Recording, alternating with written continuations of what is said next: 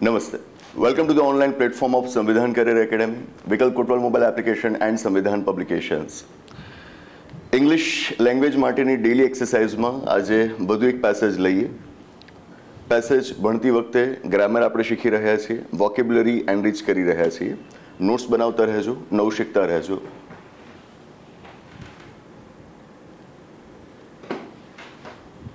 આ જોયું હતું ને ગઈકાલે? હા, ઓકે.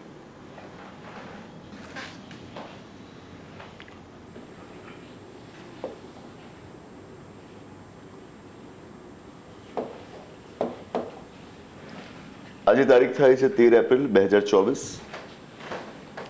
ચૂંટણીનો માહોલ છે એટલે સ્વાભાવિક રીતે ચૂંટણીમાં જે બયાનબાજી થતી હોય, આક્ષેપો અને પ્રતિ આક્ષેપો લાગતા હોય, એના વિશે પણ સમાચાર બનવાના. ઓકે, આવા જ એક સમાચાર આજે તમારી સામે છે. પણ આવા સમાચારોને સાવ નેગ્લેક્ટ નહીં કરી દેવા. સામાન્ય રીતે હું એવું કહેતો રહેતો હોઉં છું કે એડમિનિસ્ટ્રેટર બનવા માટે આપણે રાજનીતિની બાબતોથી જેટલા દૂર રહીએ એ સારું, કે જેથી આપણી અંદર કોઈ બાયસીસ કે પ્રેજુડિસીસ ના આવી જાય, બરાબર. પણ અમુક ખબરો એવી હોય કે જેમાંથી આપણને ભાષા શીખવા મળી જાય, અથવા તો કોઈક નવો મુદ્દો આપણને મળી જાય. એટલા માટે ભલે ફેસ વેલ્યુ ઉપર તમને પોલિટિકલ ન્યૂઝ લાગતા હોય, પણ તો એને ઉપરથી પણ વાંચી લેવા. આને અત્યારે એટલા માટે પસંદ કર્યા છે કે આની અંદર અમુક શબ્દો એવા છે કે જે લગભગ તમે નહીં જાણતા હો, બરાબર. થોડુંક ગ્રામર એવું છે કે જે સામાન્ય રીતે તમે વપરાશમાં નહીં લેતા હો, તો એ તમે આજે જાણી શકો. What is the news headline? PM Modi attacks. પ્રધાનમંત્રી મોદી એટેક્સ. હવે એટેક્સ એવું લખ્યું હોય એટલે અર્થ એવો ના લેવાય કે કોઈકને મારવા ગયા, બરાબર, કે પછી કોઈકના ઉપર હુમલો કર્યો, બરાબર. એ અર્થમાં નહીં, આ હુમલો જ છે. પણ કયા અર્થમાં? Verbal attack. શબ્દોથી તમે કોઈકના ઉપર પ્રહાર કરી રહ્યા છો, right. PM Modi attacks opposition. કોના ઉપર એમણે પ્રહાર કર્યો? વિરોધ પક્ષ ઉપર.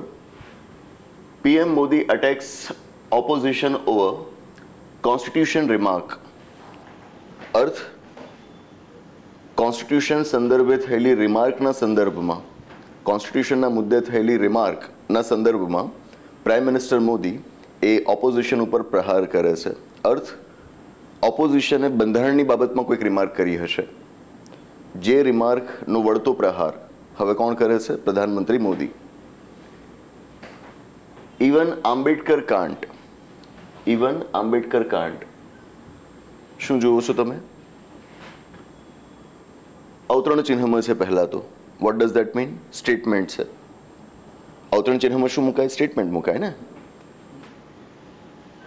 એટલે કે મોદી પ્રધાનમંત્રી જે બોલ્યા એક્ઝેક્ટલી એમના શબ્દોમાં આ વાત અહીંયા આગળ રજૂ કરાયેલી છે. એક્ઝેક્ટલી એમના શબ્દોમાં હોય તો તમારે અવતરણ ચિહ્નમાં મૂકવું જ પડે, બરાબર. પણ એ જે બોલ્યા એ સ્ટેટમેન્ટ એમણે પૂરું કર્યું નથી. શું લખ્યું છે? આટલું જ.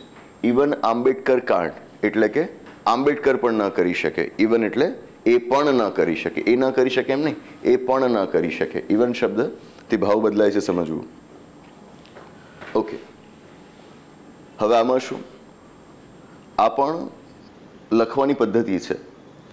આ એક સ્ટાઇલ ઓફ એક્સપ્રેશન છે. તમારે શીખવાની છે કે તમે વાક્ય પૂરું નહીં કરો, આવી રીતે છેલ્લે 3 ટપકા કરી દેશો અને આમ કરીને પણ તમે સામેવાળાના મગજમાં એક રસ ઊભો કરી શકો, જાણવાની ઇંતેજારી ઊભી કરી શકો. આટલું જ લખે. ઇવન આંબેડકર કાંડ. આંબેડકરજી પણ ન કરી શકે એવું તે વળી શું હશે? એ મગજમાં એક ઇંતેજારી ઊભી થાય ને. આ ભાષા સમજવી, આ સ્ટાઇલ ઓફ એક્સપ્રેશન સમજવી. તમે જ્યારે રિપોર્ટ રાઇટિંગ કરતા હશો, લેટર રાઇટિંગ કરતા હશો, ઇવન એસે રાઇટિંગ કરતા હશો, એ બધાની અંદર આવા અધૂરા વાક્યો રાખીને તમે સામેવાળાના મગજમાં ઇંતેજારી ઊભી કરી શકો. Is that clear? ઓકે, તો હવે જોઈએ આંબેડકરજી પણ શું ન કરી શકે મોદીજીના મતે. Prime minister Narendra Modi while addressing, address means એડ્રેસનો એક સાદો અર્થ થાય સરનામું. કે જ્યારે તમે એડ્રેસ શબ્દ એક નાઉન તરીકે લો છો, પણ આ જ એડ્રેસ શબ્દ વર્બ પણ છે, ક્રિયાપદ પણ છે.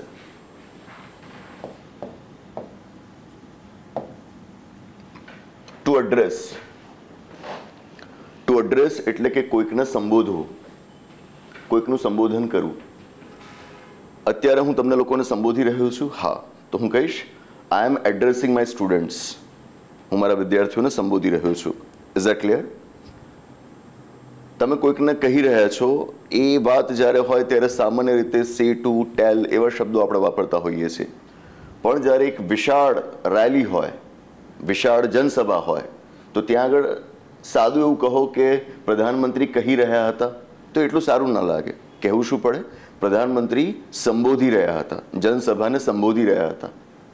તો એ સંબોધન માટે શબ્દ કયો વપરાશે? એડ્રેસ. એડ્રેસ શબ્દ નાઉન તરીકે વપરાય ત્યારે એનો અર્થ શું થાય? સરનામું. એડ્રેસ શબ્દ જ્યારે નાઉન તરીકે વપરાય ત્યારે એનો અર્થ થાય સંબોધન પણ. ટુ એડ્રેસ એટલે કે સંબોધન કરવું, તો એના પરથી નાઉન શું બને? એડ્રેસ, સંબોધન.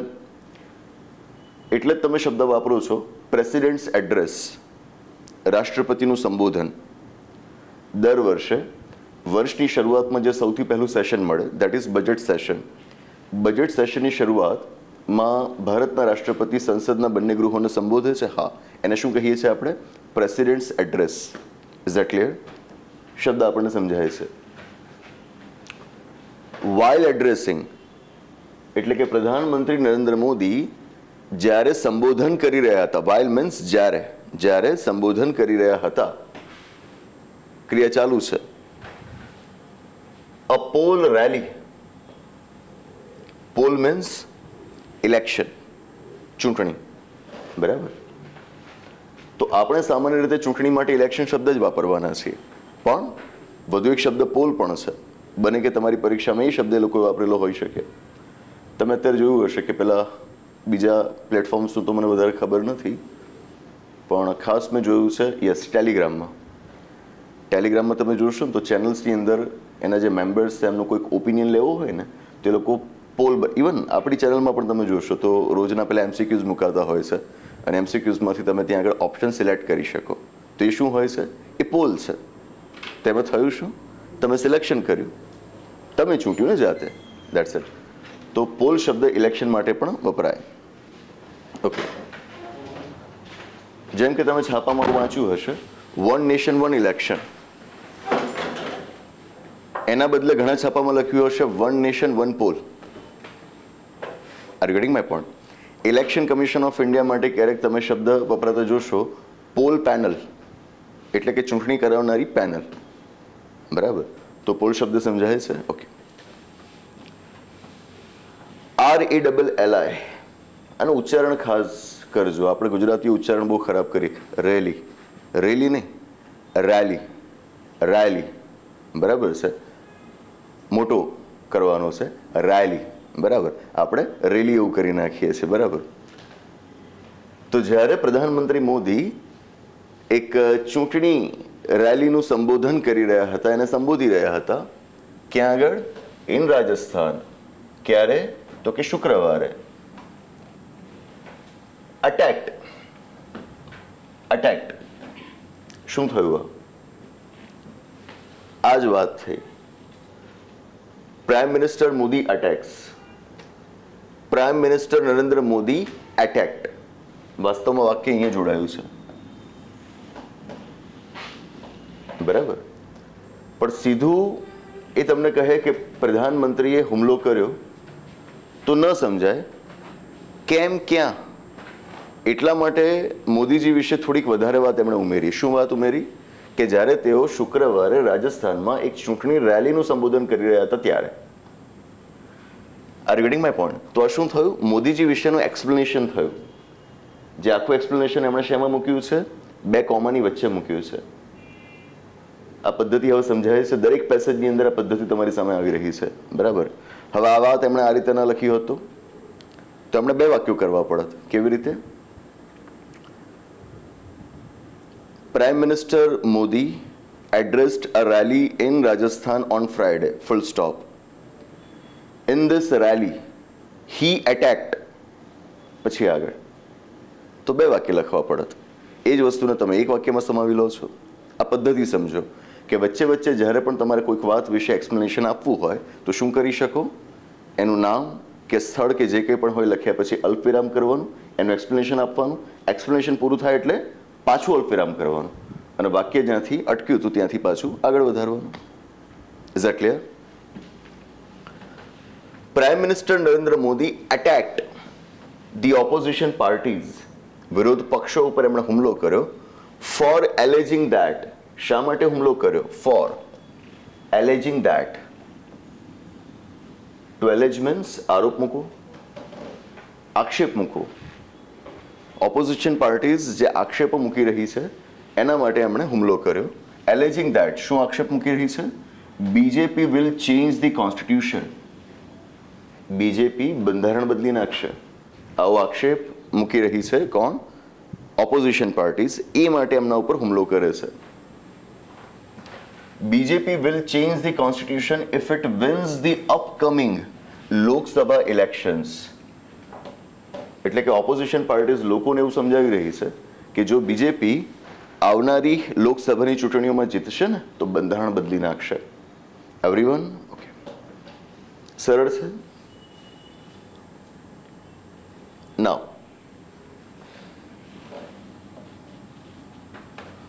અપકમિંગ.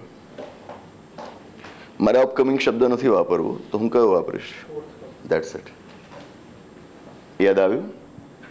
લાસ્ટ ટુ લાસ્ટ સેશનની અંદર આપણે એક શબ્દ શીખ્યા હતા ફોર્થ કમિંગ, અને એ શબ્દ સમજાવતી વખતે મેં તમને એના સિનોનિમ તરીકે અપકમિંગ બતાવ્યો હતો. Is that clear? That's it. તો બસ આ કરતા રહેવાનું. એ શબ્દો જ્યારે પાછા આવે ત્યારે જૂની વાતોને યાદ કરતા રહેવાનું. Okay. Prime minister Modi said, તેઓ કહે છે that his government, એમની સરકાર એટલે કે એમની ખુદની સરકાર, revered,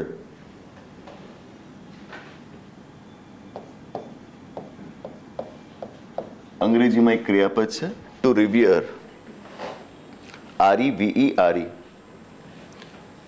To revere means to show great respect for something or someone.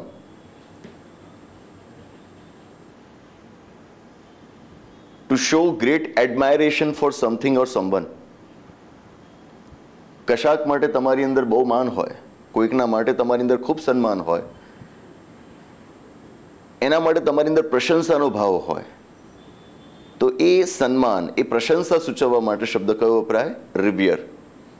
Is that clear? That's it. અને એનું નાઉન બને રેવરન્સ.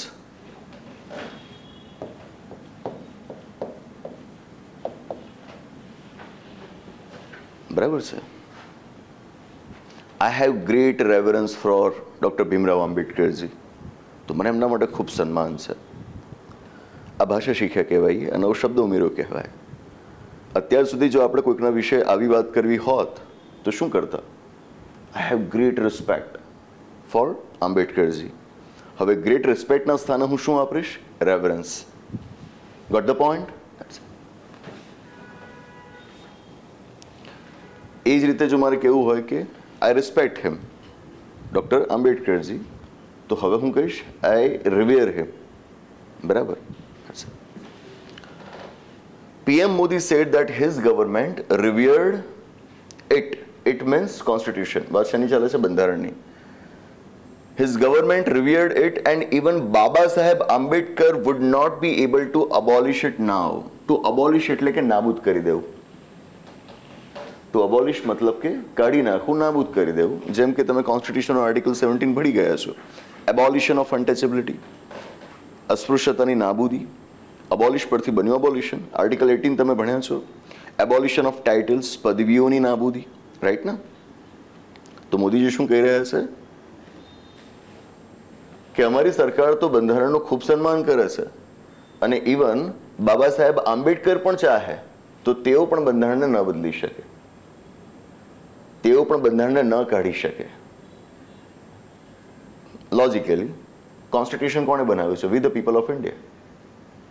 રાઈટ? આંબેડકરજીએ તો નથી બનાવ્યું. આંબેડકરજી એ બંધારણ સભાના એક સદસ્ય હતા. એવું તો ન કહી દેવાય કે એમણે એકલામને બંધારણ બનાવ્યું છે. એ અર્થમાં અહીં આગળ વાત આખી આવે છે કે તેઓ ડ્રાફ્ટિંગ કમિટીના ચેરમેન છે, મુખ્ય યોગદાન એમનું છે. પણ આનાથી અર્થ એવો પણ ન થઈ જાય કે તેઓ આવીને આખું બંધારણ કાઢી શકે. લોજિકલ છે. અર્થ શું થયો? સ્ટેટમેન્ટ હવે પૂરું થયું. જે ઉપર હતું, even Ambedkar can't. Is that clear? અહીંયાથી તમારી જે ઇન્તેજારી શરૂ થઈ હતી એ આખરે અહીંયા આગળ પૂરી થઈ. Is that clear? આ ભાષા રિપોર્ટ રાઇટિંગની છે, યાદ રાખજો. રિપોર્ટ રાઇટિંગ કરીશું ત્યારે આવું ઘણું બધું નવું શીખીશું. પણ એક સાથે હું તમને લિસ્ટ આપી દઉં ને, ઉદાહરણ તરીકે નિબંધ જ્યારે લખવાના હોય ત્યારે હું તમને 7-8 અલગ અલગ પદ્ધતિઓ લખાવતો જ હોઉં છું કે જો છોકરાઓ આમ તમે નિબંધની શરૂઆત કરો તો સારું લાગે. 7-8 શું એનાથી વધારે પદ્ધતિઓ છે, બરાબર? પણ એ ખાલી તમે લિસ્ટ બનાવી લો તો એનાથી કામ ના બને. તમારે એને રોજ રોજ જોવું પડે કે લોકો શરૂઆત કેવી રીતે કરે છે પોતાના નિબંધની, કે પછી આ રિપોર્ટ છે ને, this is called report writing. તો રિપોર્ટમાં તો ખાસ એનું ટાઇટલ જ એવું હોવું જોઈએ કે જેથી સામેવાળાના મગજમાં એકદમ અજંપો થઈ જાય કે સારું શું આવવા જઈ રહ્યું છે, રાઈટ? તો એ પદ્ધતિ આપણે જોઈ. ઇવન આંબેડકર કાન્ટ એટલે તરત પેલો વિચારે કે યાર બાબા સાહેબ નહીં કરી શકતા હોય કઈ વાત હશે. That's it. ડન? ઓકે. આગળ પીએમ મોદી સેડ, તેઓ કહે છે આગળ, ડ્યુરિંગ એન ઇલેક્શન રેલી, ફરીવાર ઇલેક્શન રેલી દરમિયાન તેઓ કહે છે, ઇન બારમેર, રાજસ્થાનના બારમેરમાં, શું કહે છે?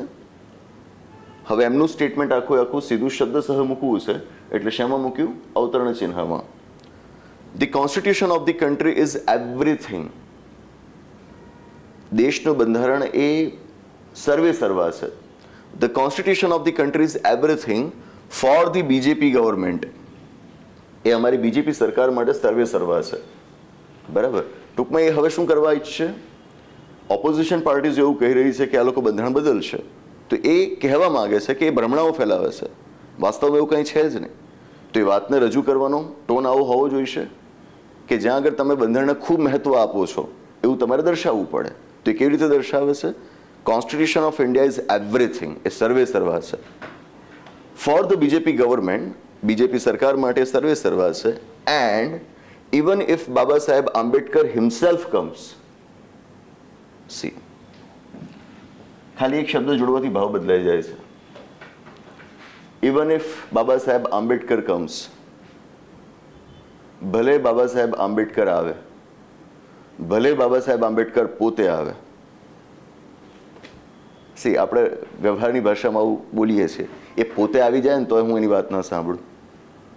તે પોતે શબ્દથી કેવો આખો ટોન બદલાઈ ગયો ને. સેમ થિંગ અહીંયા આગળ એમણે શબ્દ કયો વાપર્યો? હિમસેલ્ફ. તમે હિમસેલ્ફ શબ્દ નથી જાણતા? જાણો છો, પણ એ શબ્દ આ રીતે વાપરીને આખો ટોન કેવી રીતે બદલી શકાય એ નથી જાણતા. રાઇટિંગમાં શીખવાનું આ હોય.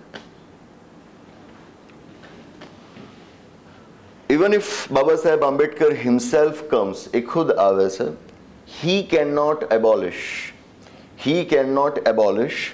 ધી કોન્સ્ટિટ્યુશન, તેઓ પણ બંધારણને નાબૂદ ન કરી શકે. ઓકે.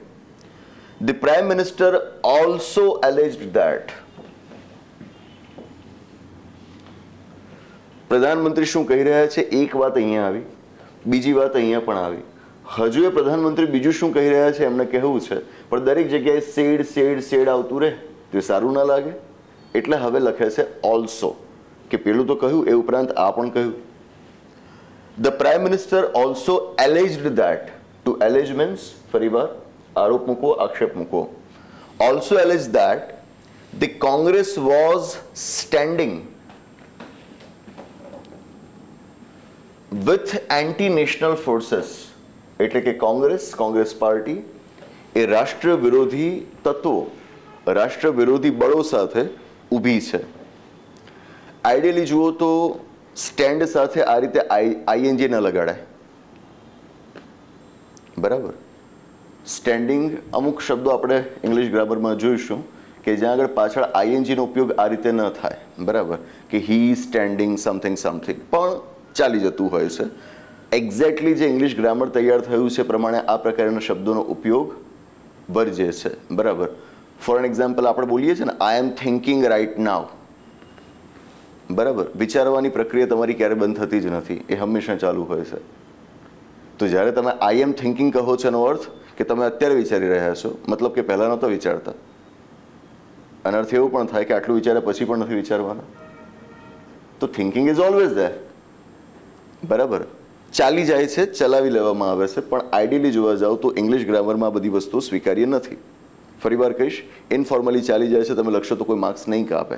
બરાબર, પણ પ્રયત્ન કરવો બને ત્યાં સુધી તમે એને ટાળો. હવે આ જ વસ્તુને આ રીતે કહી શક્યા હોત. કઈ રીતે? The prime minister also allege that the Congress is with anti national forces. પણ રજૂઆત કઈ રીતે થઈ? વોઝ સ્ટેન્ડિંગ, અથવા તો અહીંયા વોઝ લખી દીધું સીધું તો ચાલત ઇઝની જગ્યાએ. Congress was with anti national forces, પણ એ શું લખે છે? Was standing.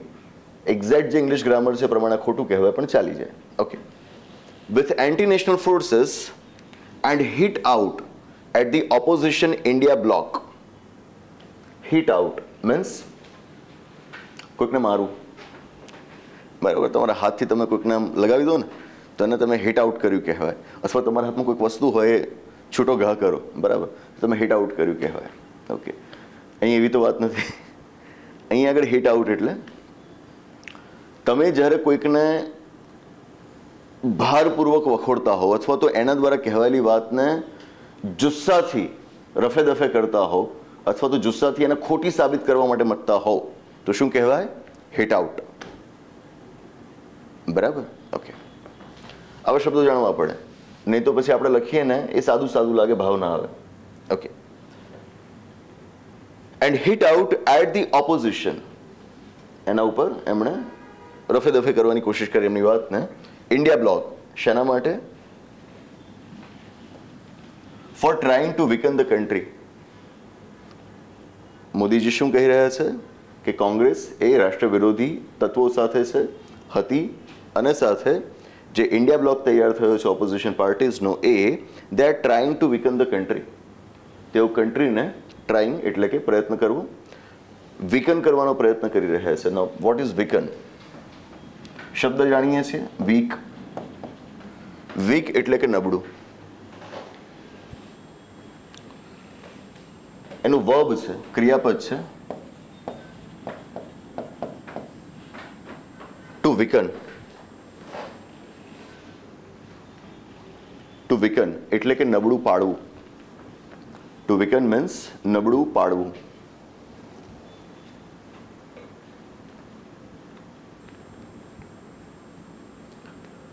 Excessive use of social media can weaken your cognitive capabilities.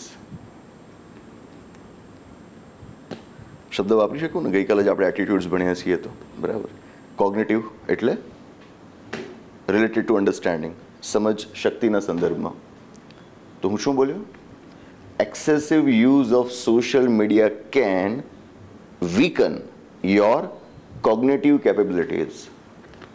Social મીડિયાના ઉપયોગનો અતિરેક એ તમારી સમજ શક્તિને નબળી પાડી શકે. ઘરે જઈને આવા 5-10 વાક્યો બનાવી દો, વીકન શબ્દ તૈયાર થઈ જશે. એવરીવન. હવે આ એક શબ્દ ખબર ના હોય ને એટલે પછી તમે લખવા બેઠા હો ને ત્યાં આગળ આમ માથાકૂટ થાય, એમ મગજ આમ તેમ ફરતું રહે કે સારું અંદર વિચાર સ્પર્શશે કે મારે બતાવવું છે કે સોશિયલ મીડિયાનો ઉપયોગ ઘાતક છે, એ મારી સમજવાની ક્ષમતાને ઘટાડશે. પણ સારું એને એક્સપ્રેસ કઈ રીતે કરું? ગુજરાતીમાં તો થઈ જાય છે, અંગ્રેજીમાં કઈ રીતે કરું? તો અહીં આગળ વોકેબ્યુલરી કામ લાગે. બરાબર. ધી પ્રાઇમ મિનિસ્ટર સેડ, પ્રધાનમંત્રી કહે છે. તમને એક વસ્તુ જણાય છે, અગાઉના જે 3-4 પેસેજીસ આપણે કર્યા એ અને આ પેસેજ, બંનેમાં એક સૌથી મોટો ડિફરન્સ કયો આવે છે? અગાઉના જેટલા પણ પેસેજીસ જોયા એમાં રિપોર્ટર જે બોલનાર વ્યક્તિ છે ક્યારેક એને પહેલાં રાખે પછી પાછળ રાખે. લાસ્ટ પેસેજમાં તો સાવ પાછળ જ રાખતા. બરાબર. આના પછી તમને એ પણ ખબર પડી જાય કે પેલો રિપોર્ટર અલગ છે, આ અલગ છે. એઝ સ્ટુડન્ટ્સ તમે લોકો કંઈક લખીને મને આપો ને તો તમે ઉપર નામ ન લખ્યું હોય ને તો મને ઘણી ખબર પડી જાય કે આ વિવેકનું છે કે મનનનું પેપર છે. કેમ? તમારી ભાષાની અંદર એક ચોક્કસ પદ્ધતિ હોય, તમને ખબર ન હોય પણ અજાણતા તમારી એક સ્ટાઇલ બની ગઈ હોય. આપણે પહેલાં ઇમ્પ્લિસિટ એટીટ્યૂડ જેવું, રાઈટ? એ એટીટ્યૂડ તમારી અંદર છે, ફોર્મ થયો છે. You don't have any idea how it is influencing your behaviour. તમારા વર્તન ઉપર એ અસર કરે છે. બરાબર, ઓકે, સમજાયું ને? એક્ઝામિનરને તો આવું કેટલું કેટલું સમજાતું હશે વિચારો, right? The prime minister said, what did he say? અવતરણ ચિહ્નમાં આવી ગયું પાછું. The Congress tried to destroy the constitution. કોંગ્રેસે તો બંધારણને બરબાદ કરવાની કોશિશ કરી હતી. કેવી રીતે? The Congress tried to destroy the constitution by imposing emergency. આ લોકોએ તો કટોકટી લાગુ કરીને બંધારણને બરબાદ કરવાની કોશિશ કરી હતી. Emergency in the country and now it is taking over.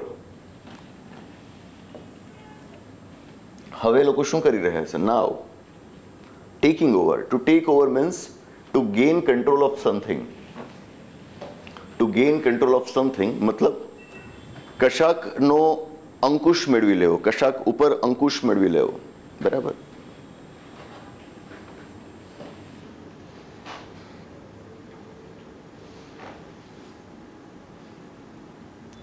કોઈક હોય ને પેલા બીજાને વશમાં કરી લે.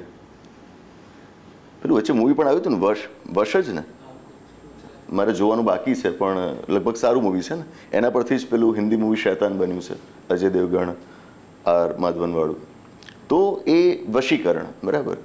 તો કોઈકને વશમાં કરી લીધા, તો એને આ રીતે તમે કહી શકો he has taken over his mind. Taken over his mind. Two take over means to gain control. એના મગજ ઉપર એને અંકુશ લઈ લીધો ને, દેટ થિંગ. તો આના માટે તમે શબ્દ આવો વાપરી શકો, બરાબર? મગજમાં ના અટકે હિપ્નોટાઇઝ કરી નાખે, ચાલે, એ પણ ચાલે, પણ તમારી પાસે વેરાયટી હોવી જોઈએ, બરાબર? Idea is you have variety of words. And now it is taking over in the name of constitution to abuse Modi. બરાબર? મતલબ આ લોકોએ બંધારણને બરબાદ કરી નાખ્યું હતું દેશમાં કટોકટી લાદીને, અને હવે બંધારણના નામે એ લોકો અંકુશ પ્રાપ્ત કરવાની કોશિશ કરી રહ્યા છે મોદીને અબ્યુઝ કરવા માટે. અબ્યુઝ એટલે કે કોઈકના વિશે ઘસાતું બોલવું, ખરાબ બોલવું, બરાબર? એના પરથી તો શબ્દ બન્યો અબ્યુઝિવ વર્ડ્સ, બરાબર? અપમાનજનક શબ્દ, ખરાબ શબ્દ, રાઈટ? તો એ શું કહી રહ્યા છે કે ભાઈ આ લોકોએ તો દેશમાં એમરજન્સી લાગુ કરીને જે તે વખતે બંધારણને બરબાદ કરી નાખ્યું હતું, અને હવે એ લોકો બંધારણના નામે કંટ્રોલ લેવા ઈચ્છે છે, અને આમ કરીને તેઓ મોદીને અબ્યુઝ કરવા માંગે છે. ઓકે, ટેક ઓવર, અબ્યુઝ, નવા શબ્દો ધ્યાન પર લેવા. Congress leader Rahul Gandhi had last month, ગયા મહિને રાહુલ ગાંધીએ alleged that, again alleged, see એક વખત શબ્દ શીખ્યા પછી કેટલી જગ્યાએ કામ લાગે.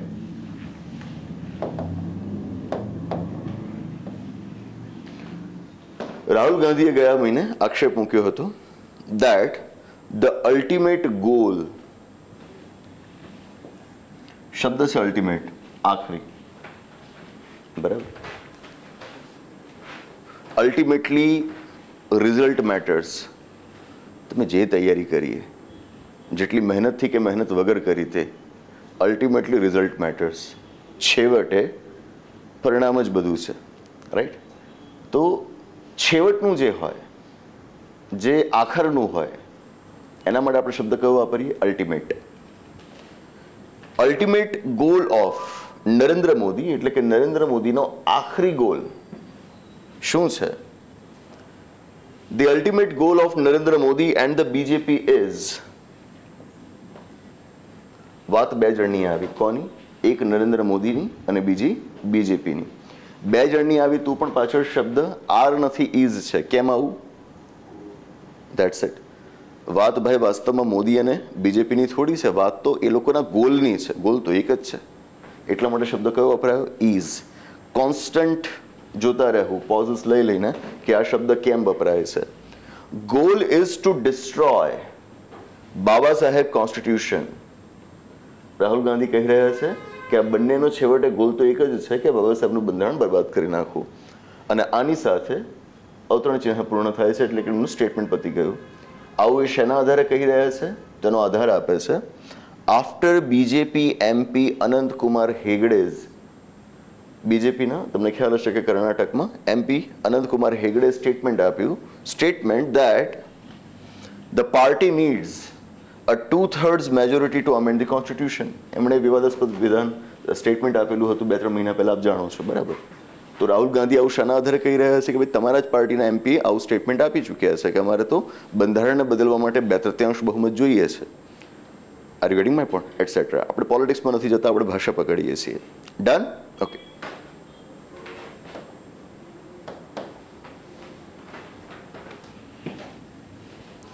The BJP had dubbed, dubbing સમજો છો ને બરાબર, એટલે કે કોઈક વસ્તુ છે એને બીજાને સમજાય એ ભાષામાં રજૂ કરવી. અંગ્રેજી મૂવીઝ હોય તો એનું ડબિંગ હિન્દીમાં થઈને આપણી સામે આવે છે, તો એ શું થયું, એક્ઝેક્ટલી શું થયું, એ સિમ્પલ ટ્રાન્સલેશન નથી. પર્પઝ શું છે, એ તમને સમજાય, તમને એક્સેસિબલ બને એ રીતે તમારી સામે રજૂ કરવામાં આવે. તો બીજેપી હેડ ડબ્ડ હેગડેઝ રિમાર્ક્સ, એટલે કે હેગડેની રિમાર્ક્સને તમને સમજાય એ રીતે બીજેપીએ તમારી સામે મૂકી હતી. શું કહ્યું હતું એમણે કે તો પર્સનલ ઓપિનિયન છે, એ તો હેગડેનો પર્સનલ ઓપિનિયન, અંગત અભિપ્રાય છે. And sought clarification for him. પાછો આવ્યો શબ્દ જે અગાઉના એક પેસેજમાં આવી ગયો હતો. સોટ શું છે? ટુ સિક. ટુ સિકનું ભૂતકાળનું સ્વરૂપ. ટુ સિક પરથી શબ્દ બને સોટ. મેં વાત કરી હતી the seeker. To seek means માંગવું બરાબર, એના પરથી ભૂતકાળનું સ્વરૂપ એનું બનશે સોટ. એટલે કે બીજેપી શું કહી રહી છે કે આ તો એમનો અંગત અભિપ્રાય છે, આ બાબતે અમે એમની પાસેથી સ્પષ્ટીકરણ માંગ્યું છે, ક્લેરિફિકેશન માંગ્યું છે બરાબર. હવે ક્લેરિફિકેશનનું સ્પેલિંગ પણ પાછું સાથે જુઓ. આ બધું વાંચતી વખતે આપણને ખબર પડવી જોઈએ કે હું ભૂલ ક્યાં કરી શકું. ફોર એન એક્ઝામ્પલ, શબ્દ છે ક્લિયર, ચોખ્ખું, સ્પષ્ટ. પરથી શબ્દ બને ક્લેરિટી.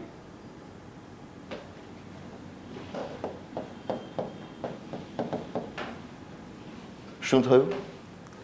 ઈ નીકળી ગયો. Clarity, CLARITY.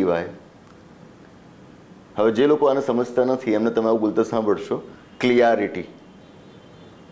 ક્લિયર પરથી લોકો શું કરી નાખે છે? Clarity. It's not clarity, it is clarity. અને એ જ રીતે ક્લેરિફિકેશન, ક્લિયરિફિકેશન નહીં, it's clarification. Is that clear? Okay. PM Modi without being specific. Specific એટલે કે કોઈ ચોક્કસ મુદ્દાની તમે વાત કરો, એ મુદ્દા ઉપર તમે લાગ્યા રહો. એટલે કે એવું કંઈ કર્યા વગર, એટલે કે સ્પેસિફિક મુદ્દાનો સંદર્ભ આપ્યા વગર, PM Modi without being specific said that. હવે કહેવું શું છે? પ્રધાનમંત્રી સેડ ધેટ. પણ એની પહેલા એમણે પ્રધાનમંત્રી વિશે એક ટિપ્પણી કરી, એક્સપ્લેનેશન આપ્યું, તો એને મૂકી દીધું કોમાની વચ્ચે. પ્રધાનમંત્રી સ્પેસિફિક બન્યા વગર કહી રહ્યા છે. Prime minister Modi without being specific said that the Congress party wrote. રાઇટનું ભૂતકાળનું સ્વરૂપ રોટ. કોંગ્રેસ પાર્ટીએ લખ્યું what? In its manifesto. Manifesto એટલે કે ચૂંટણી માટેનું જે ઘોષણાપત્ર હોય ને, કે જેમાં પાર્ટી સત્તામાં આવશે તો શું શું કરશે એના વાયદા એણે લખેલા હોય, જે ભાગ્યે જે લોકો પૂરા કરતા હોય બરાબર. તો એ જે ઘોષણાપત્ર હોય એમની પાર્ટીનું, એને શું કહેવાય ઇંગ્લિશમાં? મેનિફેસ્ટો. જેમ કે તમે જોયું હશે DMK થોડાક વખત પહેલાં પોતાનો મેનિફેસ્ટો પબ્લિશ કર્યો. 3-4 દિવસ પહેલાં કોંગ્રેસ પાર્ટીએ પોતાનો મેનિફેસ્ટો પબ્લિશ કર્યો. બીજેપીનો મેનિફેસ્ટો હજુ સુધી આવ્યો નથી બરાબર. લાસ્ટ ટાઈમ પણ લગભગ એ લોકોએ શું કર્યું હતું, ચૂંટણી થવાની હતી એટલે કે મતદાનનો પહેલો દિવસ હતો, એના એક્ઝેક્ટલી આગલા દિવસે મેનિફેસ્ટો પબ્લિશ કર્યો હતો બરાબર. તો આ મેનિફેસ્ટો કહેવાય, ઘોષણાપત્ર બરાબર.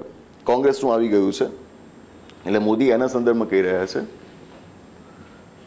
that the Congress party wrote in its manifesto, કે કોંગ્રેસ પાર્ટી તો જુઓ ઘોષણાપત્રમાં શું લખી રહી છે, for the upcoming elections about nuclear disarmament.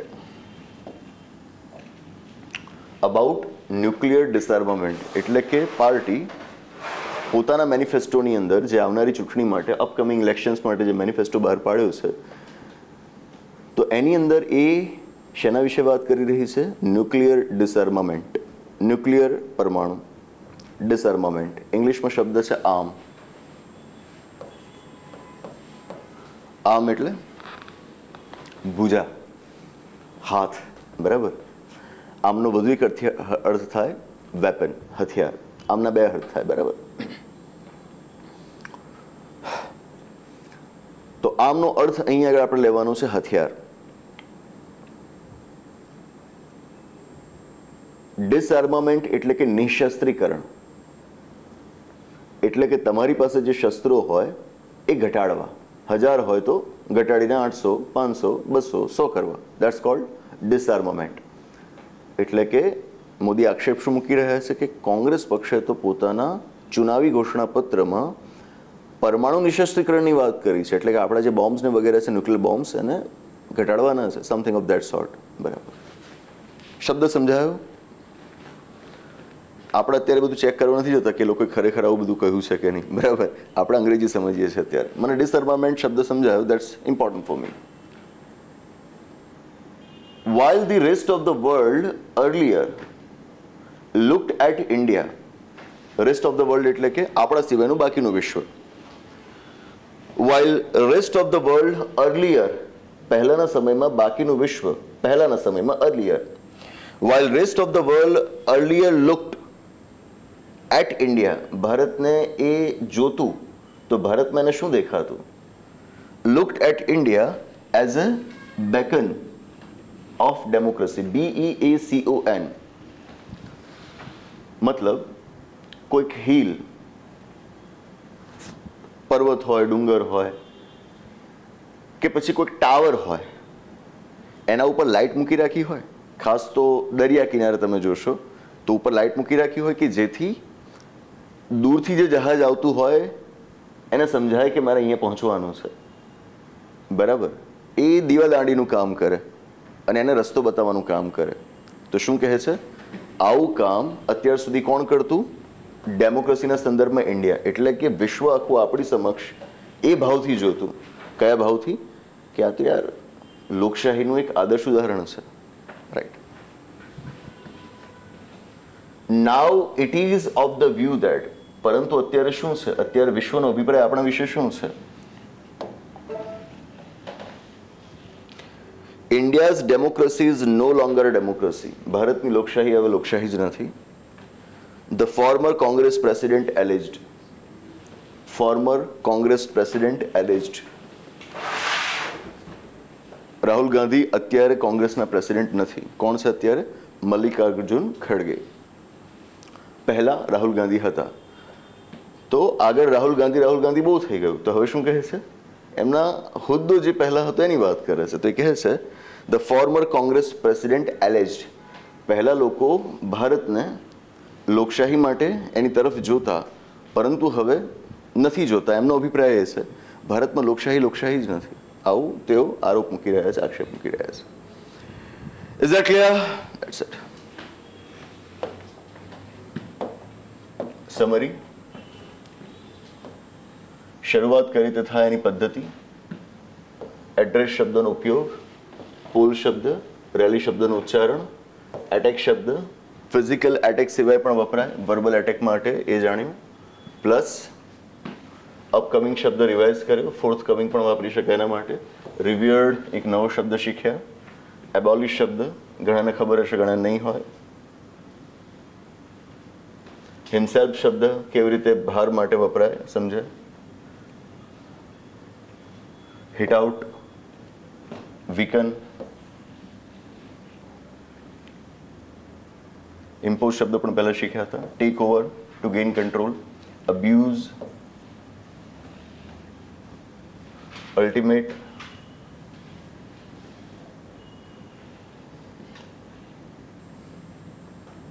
Doubt,